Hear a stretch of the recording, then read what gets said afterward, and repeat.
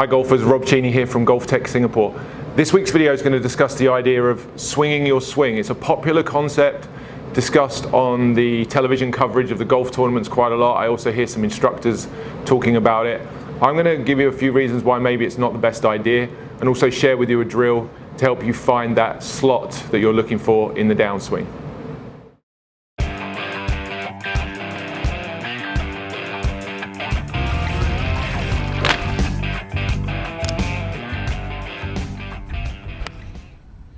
Swing. That was a good. So I've been wanting to make a video on this subject for a while. It's something that crops up from time to time with students in the Bay and also discussing golf swing ideas with instructors.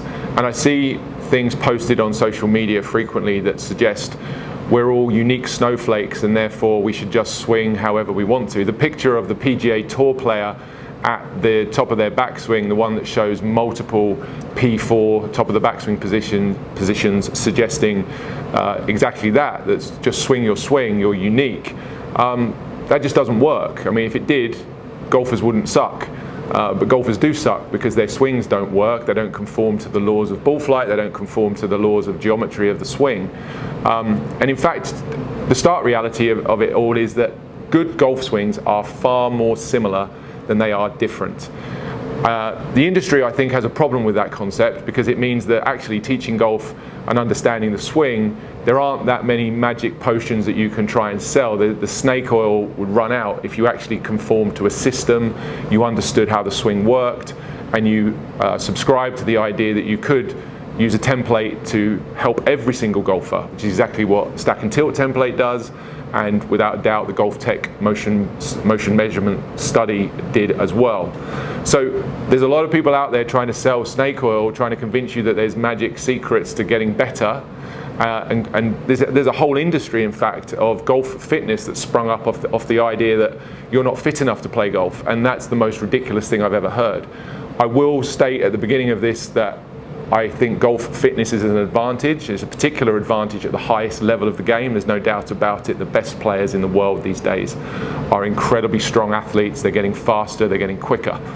But if you're watching this video and you're someone who wants to just enjoy the game, strike the ball better and more consistently, you do not ever need to train or stretch or go to the gym to become a better golfer.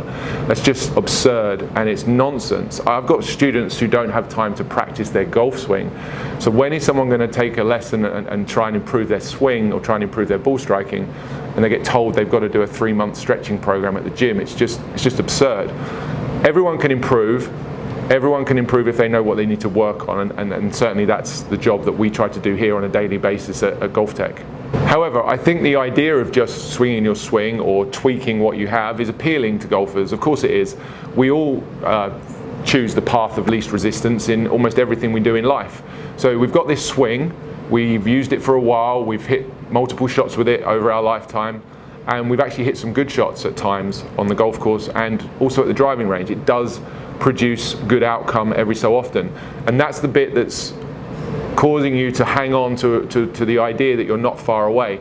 In most cases, and of course this is a video going out to many people of different standards, different abilities and different experiences, but the general rule would be that the good shots you're hitting, those ones where you get into a rhythm on the driving range, you're simply managing to time an incredibly inefficient movement. Then you go out onto the golf course and you struggle to reproduce that because you don't have the luxury of hitting multiple balls from exactly the same place time after time. So when you're hitting those good shots at the range, rather than being the one that's close to what your potential is, the reality is those are the anomaly. Those are the ones that actually are the rare shots, and it's the ones that you keep topping or keep hitting off the shank or the toe or hitting the ground behind the ball. That's the pattern that you should be paying more attention to, because if you took full attention of that pattern and actually recognized it, it'd be much easier for you to find the correct solution to genuinely help push your swing and your technique in the right direction. So the real secret to improving is as follows. 1, find a good instructor. May not be as easy as you might think, but if you need some help with that, you can always reach out to me in the comments section, ask me if I can recommend somebody in your area. Find a good instructor is first and foremost. But after that, the secret is hard work and quality practice. Control the environment in which you practice. Just try and change your mindset from the idea that you're going to the range and hitting balls is practice. It's not. Just by itself going to the driving range and hitting balls is really just ingraining an old pattern. Practicing properly, practicing effectively is a skill in itself, and your coach should be able to help you to do that. At GOLFTEC, we use the cameras every time people take a lesson. They also use the cameras every single time they practice. And a lot of my friends, golf instructor friends, insist that their students film their swings when they're at the driving range, and I couldn't agree more. If you're not filming, then you're not practicing. And one of the pushbacks I receive to this type of practice, this type of technique change, is that it gets too mechanical. It feels weird, it feels wrong, and I'm a feel player. I think ultimately we're all feel players, but at the beginning of all that, the mechanics produce the outcome. So we have to train the mechanics using strong practice environment that is controlled and gives good feedback. And once you train the mechanics, you let the feel reproduce those mechanics. And currently, if your swing is not producing the outcome that you want, you really have to accept that there's some training of your technique that has to take place. There's some retraining of your motor program, and there's some feels that are going to be uncomfortable for a while. But that's the price you have to pay. Hard work and consistency isn't as attractive as selling you a quick fix, but in the long run, it's really all that genuinely works. So if you're serious about improving, the number one thing you have to do is control your practice environment and film your swing, film yourself swinging, and check to see if you're really doing what you're trying to do. There's absolutely no excuse in this day and age if you want to film your swing. I would imagine 99%, if not 100% of the people watching this video have got a smartphone with a camera.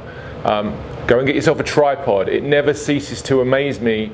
People are willing to spend thousands and thousands of dollars on golf lessons and golf equipment to that extent, but golf lessons, and when it comes to buying a $50, $100 tripod or a training aid like the one I've set up here that's going to help me to control my swing direction, they scoff at the idea. It's like, yeah, extra $100, I think I can probably manage without. I'm here to tell you for free, you can't, okay? You cannot manage without it. If you're not filming your swing and you're not checking what you're working on, then you're not really practicing. You should be filming every single swing, going back and looking at the camera, making sure you're achieving exactly what you're trying to do. Without it, you're pretty much wasting your time going to the driving range, smashing balls down the driving range and hoping for one or two good shots is really the strategy that's employed by most amateur golfers, with repeating effect in the sense that they get that inconsistency, that terrible ball striking that leads them to try and take lessons in the first place. So this is the missing link. Film yourself, make sure you're doing what you think you're doing, and be consistent and repetitive. It's not exciting, it's not a magic wand, but I promise you, if you stick to this process of hitting, filming and checking, your golf game will thank you for it. So if you followed along this far, thanks for sticking with me. I wanted to make the point that the pattern or the process of improving is really not that difficult, in the sense that it's not that complex or complicated. It just requires consistency. And the people who I've helped over the years and continue to help see the biggest benefits from those who come the most frequently, practice with feedback, and have that sequential, consistent contact with me week by week. It's a process. It will take time. If you're embarking on an improvement in your golf game, you really have to invest in the feedback required for good practice. So to that extent, I'm just going to share with you a drill that I suppose came about from the inspiration for this video, which I spoke about at the beginning, was the swings that all look different, and it was countered really by another post I saw on Instagram of a number of PGA Tour players where their swings were captured from very slightly different camera angles, but essentially the same angle, the same type of camera angle, and put together. And I'll pull these pictures up on the screen for you now with all the players into their downswing, where you'll begin to recognize, hopefully, and come on board with me in the sense that the good swings are more similar than different.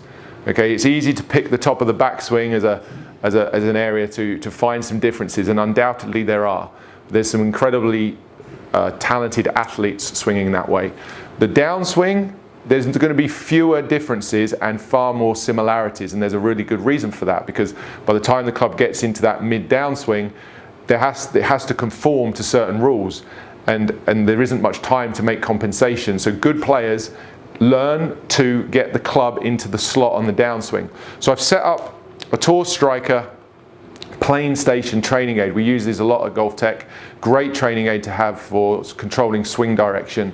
And with the noodles set up in these conditions, I'm able to make practice swings and look at and get a feel for the motion I need to do in order to move my club around me back down.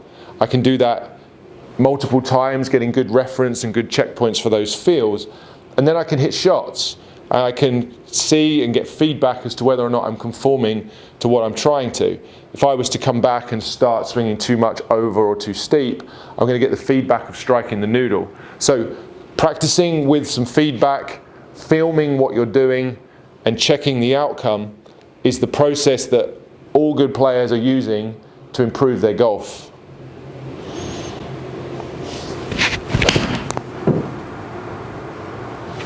And as I've already said, you may look at this and think, well, that's a bit cumbersome, that's a bit awkward, it's a bit over the top.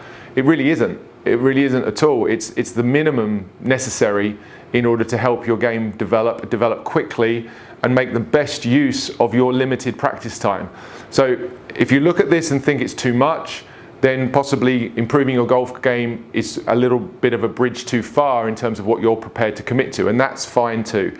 If you're happy just going to the driving range, slashing balls and 10 or 15% of the outcome are satisfactory, that is absolutely fine. That is not for me to tell you that you're not doing this correctly. But if you're genuinely want to improve, you're watching this video and you're looking for some help, embark on finding a good instructor, make sure you know what you're working on, get feedback, film every swing, and check that you're doing it correctly. Guys, thanks for watching. I hope you enjoyed the video and learned something there about how to improve, and the fact that, as I say, the good golf swings are really much more similar than different. When poor golf swings exhibit many of the same poor movement patterns as well. So learning how to move really isn't as hard as you might think in terms of the ability to move or the knowledge of how to move. The idea that you need a fitness screen and to understand range of motion of all your joints and to be able to play golf is, in my world, complete nonsense.